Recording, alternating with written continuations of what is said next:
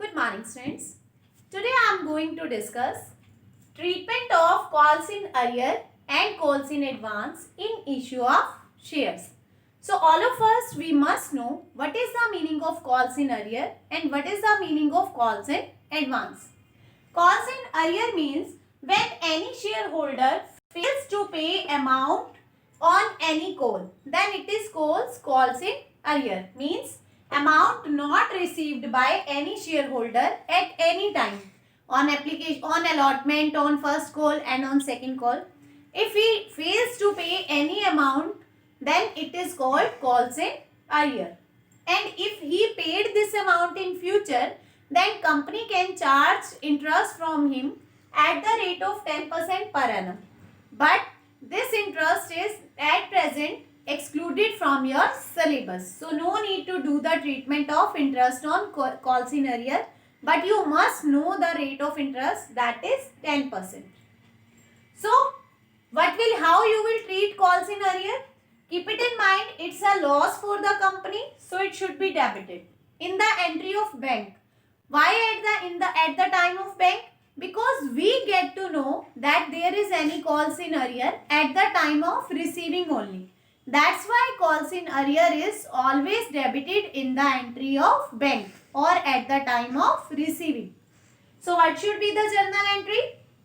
Share first call account debit to share capital account, for example 10,000, and he does not pay 2,000 on first call. Then bank account debit, calls in arrear account debit to share first call account. Share first call is debited by 10,000, so it must be credited by 10,000. But we just receive 8,000, so calls in arrear should be debited by 2,000. This calls in arrear is debited only when you wants to open calls in arrear account. Sometimes in the question calls in arrear account is not opened. In that case the entry will be 8,000 and 8,000. But it will be very beneficial if you open this account. Then the entries will be clear to you. So next we have treatment of calls in advance. Like calls in arrear, some shareholders are such type that they pay their calls at the time of allotment or they pay their second call at the time of first call. Then it is called calls in advance. Then definitely company have to pay some interest to them because they paid money advance. So that is the rate of interest on calls in advance is 12%.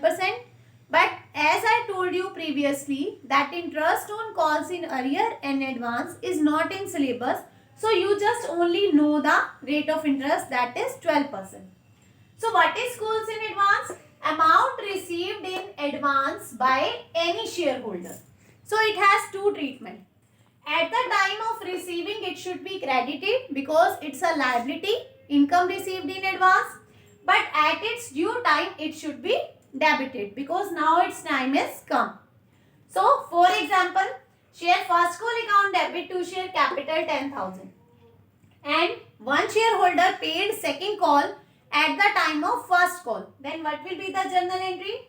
Bank account debit to share first call to calls in advance. Now calls in advance should be credited because it's the time of receiving.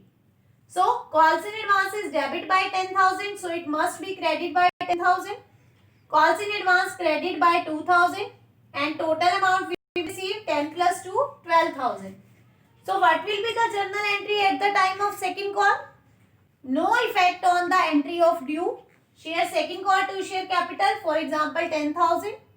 Now what will be the entry at the time of receiving? Bank account debit, calls in advance account debit to share second call. Share second call is of 10,000.